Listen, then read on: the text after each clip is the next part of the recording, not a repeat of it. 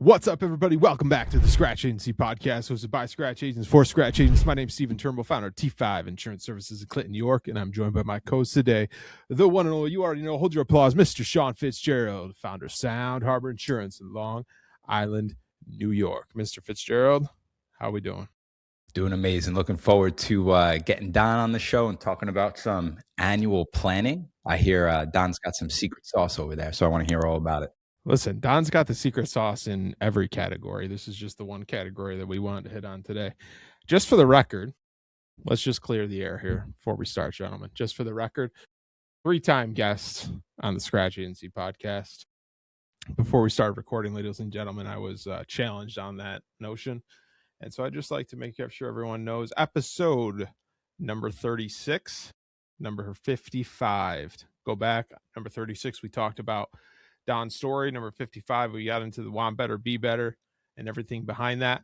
Don, we're going to touch on that at the end, too. I hear there's a new cool Facebook group that we want to be a part of out there. Yeah, absolutely. So here's the deal. In our mastermind, we talked about this topic a few weeks ago about not only annual planning, but team planning, making it fun, having a summit around it. We're doing ours next week because you and I had this conversation. I know Sean has done his, and I just want, for the listeners, let's make this actionable in the sense if it's one person or 100. And I know you're going to be able to do that.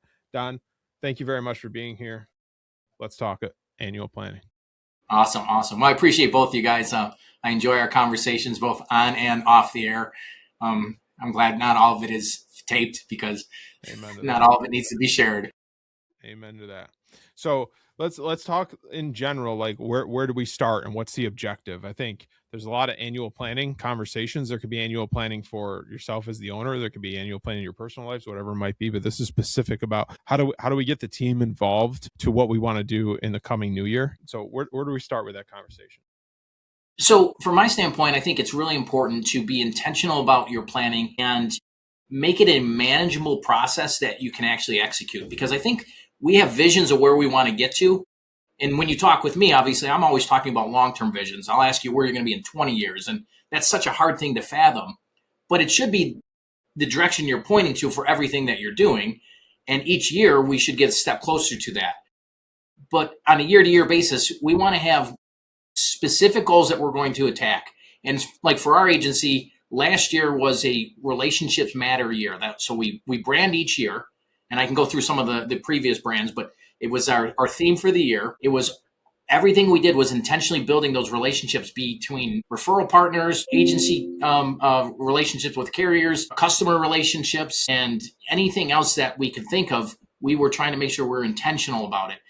And the reason why we do it for a full year is because it starts to become part of your behaviors ongoing instead of this is what we're going to do this week and then move on from it. Prior to that, we focused on, we were coming off a pretty tough year, all of us in this industry, where we did you can do hard things. And we dug really deep into tough things that we wanted to avoid. The year before that was a surprise and delight year. The year that was be intentional. Before that was embrace technology. Prior to that was focus on education. So each year we have a specific theme that we dive into. And once you have your theme, it allows you to build the framework on what you're going to cover inside the agency. Now, I also use that annual planning time to cover some of the basic things you want to talk about.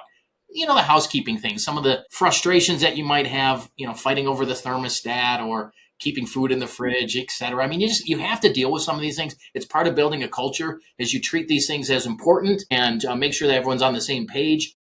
But you also don't spend a lot of time there. Really, the focus should be laying out the theme of the year, building some specific expectations, and then letting the team help you push in that direction. Because if they give you buy-in, then they're going to participate wholeheartedly. If you just come in and say, this is what we're doing, here's your roadmap, they may give you some effort, but I don't think it'll have the same staying power as it does if they're directly involved in the process. Okay, so on the theme, I love that Sure. as a starting point. 2 questions. How do you get to it?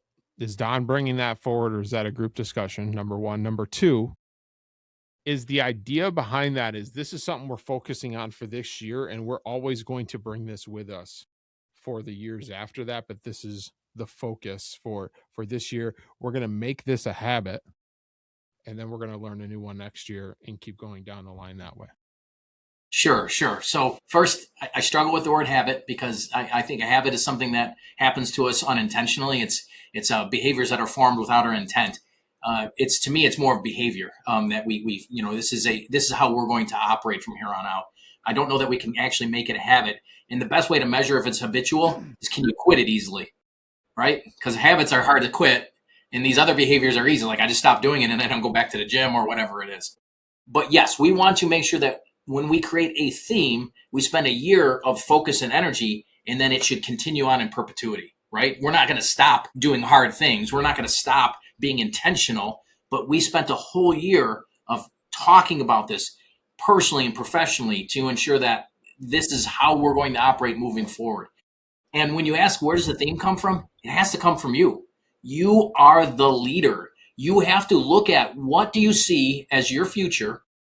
What do you see as a problem in the agency that's slowing or stopping your growth and say, this is something we're going to tackle this year because I want to get us to that 20-year plan. This is what the agency is going to look like. And in order for us to get there, we have to fix this. But we fix it not by saying, you guys are doing things wrong. We fix it by saying, here's a way for us to do this right. And let's start building it into our day-to-day processes. Don, how do you hold people accountable on your team for that? Shot collar. I like it. Oh, it's good. We already have those at T5, so that's perfect. Right. No, for me, the accountability comes from you, right? You have to live it. Like if you don't buy into it wholeheartedly, this is what we're going to do this year, and then demonstrate it, it's going to be very, very difficult for you to hold anyone else accountable. And then once you have specific things, like for example, when we talk about relationships matter, accountability is easy to measure because you can have specific KPIs, right? We're going to say that we're going to make this many contacts with this many referral partners in this many ways. We're going to build specific leave behinds that are going to be beneficial. We're going to be intentional about building things into our CRM that communicates with them on a regular basis and communicates things of value, not just, hey, send me business, send me business, send me business. It's something else. And so the intentionality is then built into the systems because you can say, okay, have you done these things? Why aren't you doing these things? How can I help you get these things done? Because you don't want to just throw the blame and then expect them to figure it out. Change is hard. Even positive changes are hard. And so learning how to implement these changes in our processes and our procedures is going to be difficult, especially because everyone's busy. So you have to really make sure you buy in. And that's why I like to have a theme and then specific things to attack so that we know what we're working on, because it could be too much, right? And if it's too much, we'll do none of it. How often do you review the KPIs? Is it like a once a month thing, once a week on the team call? How do you set that up? In my mind, in the beginning, it's weekly, right? And then it can go maybe quarterly, because weekly is, are we building repetitive behaviors in our day-to-day operations to ensure that we're taking care of this intentional theme for the year? Yep. And once you start to see it, I'm not a big fan of reports for the sake of reports or meetings for the sake of meetings. I'm more of a, are we getting the outcomes we're looking for? Did we maybe go in the wrong direction and we need to tweak something? Is something not working properly that we're trying to accomplish? How can we fix it? I want that feedback as quickly as possible, but I don't think that we need to, beat that drum every single week. Like, hey, what are we doing to be intentional this week? What are we being? But sometimes it just gets built in. When we started doing the be intentional, that's when we came up with our thank you cards that we do. And it's something that we do every week now. We send out someone that we're thankful for, or someone like, maybe a carrier partner, a client, a personal friend, colleague, doesn't matter. But every week we send out a handwritten card that says, hey, I appreciate you. And it might be the barista at your coffee shop. It doesn't matter. But we started that in 2002 and have not stopped. It became part of our routine. And it's every week when we sit down, we make sure that we're doing this once a week. So, between our team, there's 500 plus letters going out, or little cards, thank you cards going out every single year, just to say, I see you. And that's a big deal. And that has lasted over time because we were intentional about it. Yeah. Okay, so talk to me about grasping that theme, right? I mean, you make up a great point. You as a leader should be bringing that forward. But if I think in the head of maybe someone, Stephen Turnbull's head, like you have a million things in the next year you want to try to do, bring people on, grow this way, focus on this niche, whatever it is, right? All these things. But I love the way that you explained it, and I want you to expand on it of like, this is the driving force and these things are roots off of that, this being the theme. Just give us examples over the years of how you have successfully been able to pick that theme. And then second part of that question, how you get the team bought in and involved. Because I think that's a big piece that I know you and I talked of off air that I want you to explain is getting the buy-in and getting the team to bring things forward instead of just you. Sure, sure. So in my mind, when I come up with the theme, and I haven't actually nailed my theme down. I'm right now I'm waffling between two or three different things that I want to focus on. So it's not an easy thing, and it should be hard, right? I mean, because you should be doing some deep dives into how are you operating, how are you having an impact that you want to have, how are you growing, how is your team growing personally and professionally. These are things you should be looking at because what you decide for your theme for the year is going to impact all those things, right? So if I look at like relationships matter, why was that a choice for me? Is we were coming off some tough years. Obviously the hard market, which I'm not a big fan of talking about a ton, but that changed the way we did business. It changed our relationships with our carriers. It changed relationships with our team. It changed the relationships with our customer base. We needed to get back to basics and make sure that we were focusing on, hey, we're grateful for you. Yeah, it was a rough year, but we're still here together. We're fighting on the same things. Hey, we're grateful for you as a customer. And we recognize that, these rates increases have been tough, but these are the things we're doing. How do we demonstrate that? Once you have the theme, what you're planning on doing, then you start to look at what are some ways to show that relationships matter. And you should have some ideas to spur the conversation, but lean into your team because they're going to see stuff differently than you do. And you may go, that's perfect. Let's do that. Instead of you just saying, we're going to do this, this, and this. Well, that's great. And it might be the right things, but you're not going to have the same impact if your team isn't part of that process. And if you find yourself going the wrong direction, say, that's when you do some correction. Say, yeah, I think that would be great, but I don't know that that's going to help us build the relationship. So why don't we table that as a potential thing we can do for marketing, branding, et cetera, but not be part of this specific process?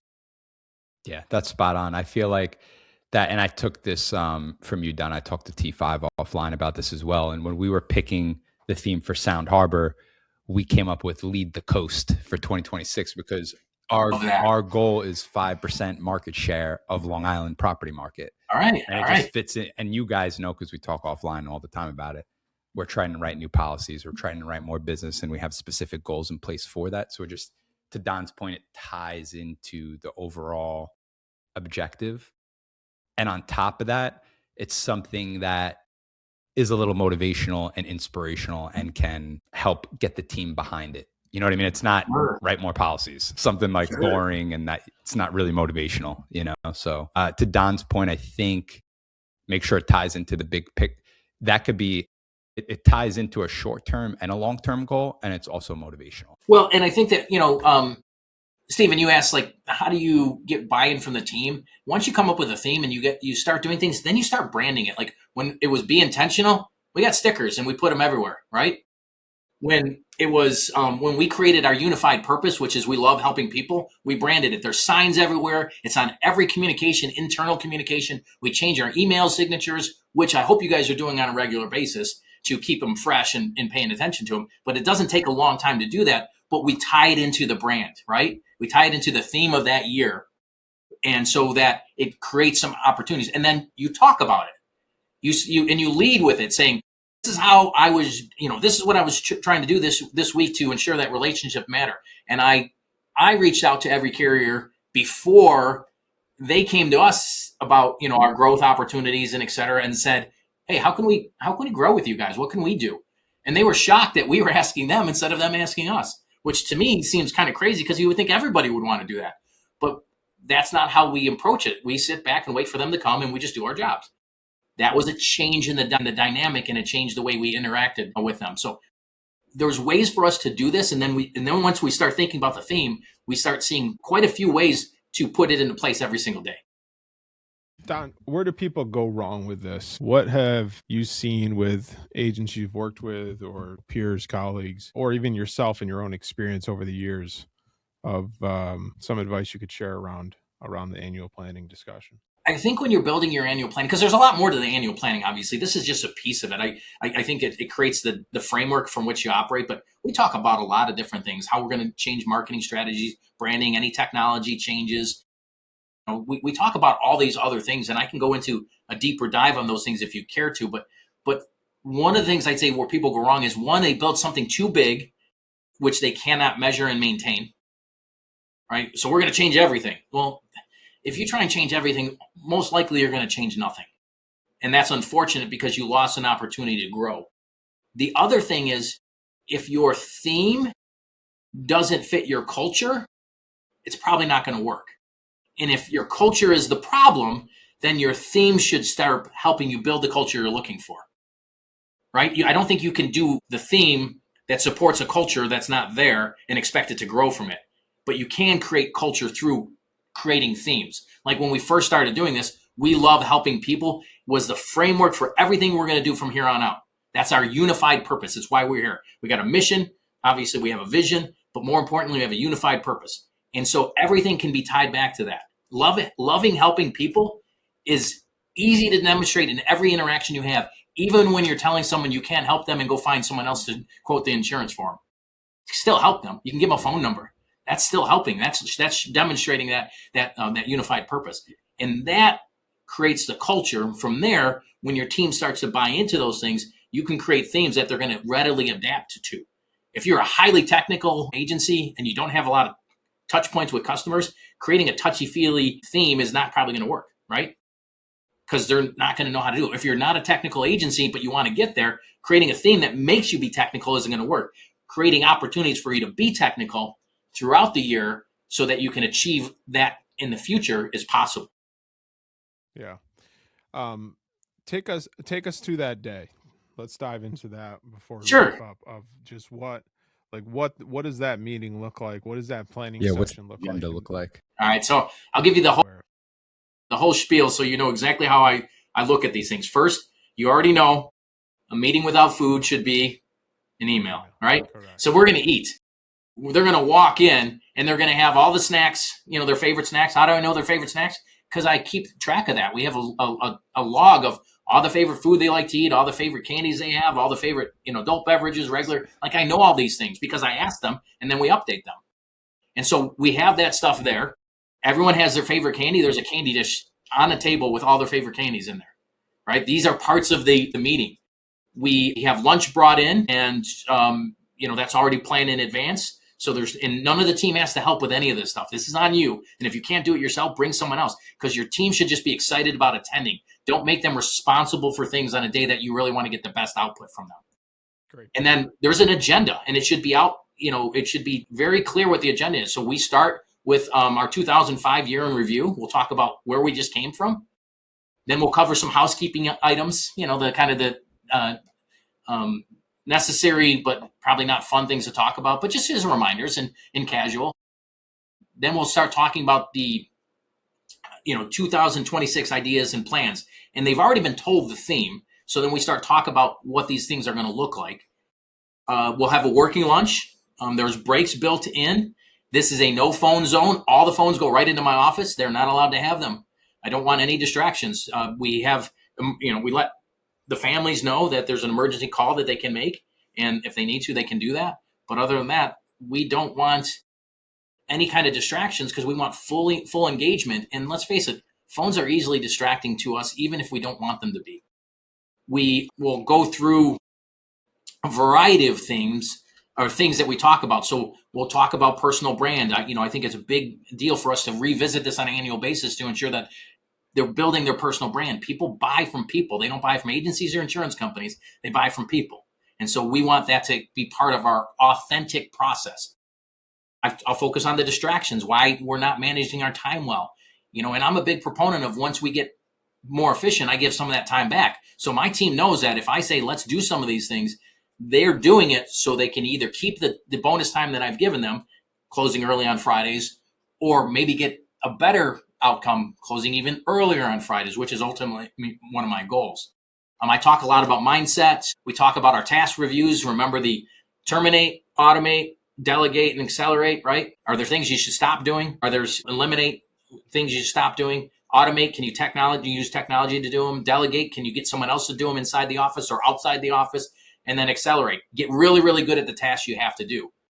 And we talk about that each year as a reminder, like, hey, this is what we're supposed to be doing. We'll talk about office changes. Are we going to do something different? Like if I know that there's a big change and I can hold off on it, I wrap it into the new year as, hey, this is what we're going to do next year.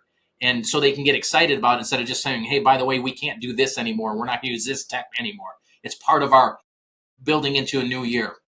We'll talk about our goals. You should have a revenue goal. You should have a retention goal. You should have an education goal. You should have a increase your PIF, your policies per client, like all these things.